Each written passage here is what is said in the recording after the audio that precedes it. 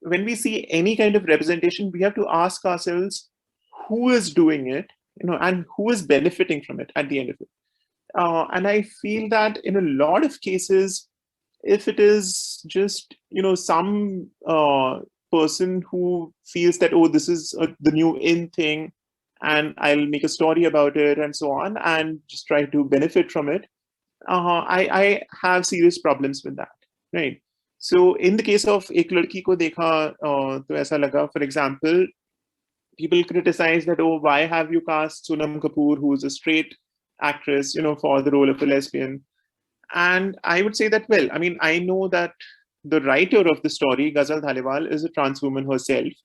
And I know, the way her whole approach to story writing, the other kinds of stories she's done. And after such a long time, I mean, we have seen DDLJ and all those other things. And of course, we may criticize all those movies and whatever they showed as feminists, but we've also grown up on a lot of that, right? And as queer people, we always felt that, oh, we want a story of that kind which we can watch and enjoy with our families, right? And Ek Ladki Ko Dekha was sort of playing that role, that I actually took my family along to watch that movie, and we enjoyed watching it.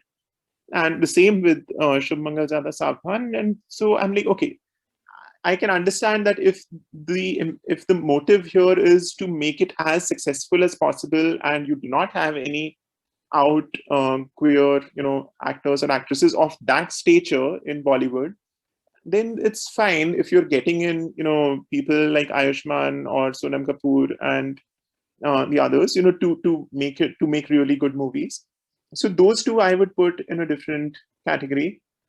Super Deluxe, Lakshmi, and so many others are complete trash, in my opinion. I mean, Super Deluxe, I understand people have nice views about it for because of the other stories in it, but specifically the narrative, yes, the yeah, narrative. but when it comes to trans representation, it's absolute trash. I mean, Lakshmi, I'll not even get into it. It's just complete trash. Even with Super Deluxe, it's like, first of all, getting a cis man to play a trans woman, that in itself is a problem. Right. And I would say that in very, very rare cases, so for example, The Danish Girl, where Eddie Redmayne played the role of a trans woman, the story starts with showing that person before transition. So you have to show someone who convincingly looks like a man, and then you show that person actually, physically changing in appearance and in every other way. And Eddie Redmayne managed to pull it off, and you can get into a very nitpicking sort of criticism of it, but at least it was not so grossly problematic as Super Deluxe, as Lakshmi, as so many. Most of the Bollywood trans representation actually falls in that category. And even in Hollywood, Dallas Buyers Club, and I'm not even getting into the ones which show trans people as psychopaths, as killers, serial killers, Silence of the Lambs, etc. That is a different. I mean, that's a different debate. That I don't even know where to start in criticizing those. But even in these so-called sympathetic kind of stories, if you're getting a cis man to play a trans woman, and then that person is then during award ceremonies and so on, this person is in the best actor category, is dressing up as a guy, is a guy for all intents and purposes. You just reinforce that idea that, oh, trans women are just men who are dressing up as women, which is so not the case, right? Because there is so much involved physically, socially, medically, in so many different ways, psychologically most of all.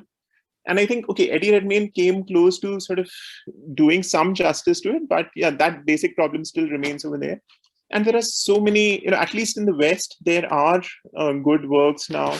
There was this series on Netflix called Tales of the City, where they had not just one, but most of their cast was, I mean, if they're representing a particular identity on screen, they were that actual identity in real life, right? Whether it's gay, lesbian, trans, non-binary, even in terms of disability, etc., whatever it is, they did quite a good job with it, right? And I mean, this whole question of who gets to play which role, it's like 100 years ago, we had men playing women's roles, right? In that days of Raja Harishchandra, etc. Will that be accepted today? Not as drag, not as a joke, not on this Kapil Sharma kind of shady shows, but in a real serious role, will we accept a man playing a woman, right, a cis woman, a real role? Will we accept someone just painting their face a different color and, black face, or even, white people not just playing black characters, but even East Asian characters? All of this happened up to 50, 60 years ago, and it is and actually completely still happens in the Indian film industry and cinema, It's right? still happening. I mean, Yeah. there is exactly. a very popular series which I shall not name, and it's Yeah. got in controversy exactly because of that, the whole Yeah. brown face thing. Yeah. Exactly. Yeah. And it's for that same reason that it is not okay to have definitely a cis man playing a trans woman. But again, just like Eddie Redmayne, there was in the other direction, there was the case of Hilary Swank in Boys Don't Cry. I think she portrayed that role really well. Then there is the other way around where a cis woman plays a trans woman, right? So there is the short film called A Monsoon Date where Konkona Sen Sharma plays a trans woman.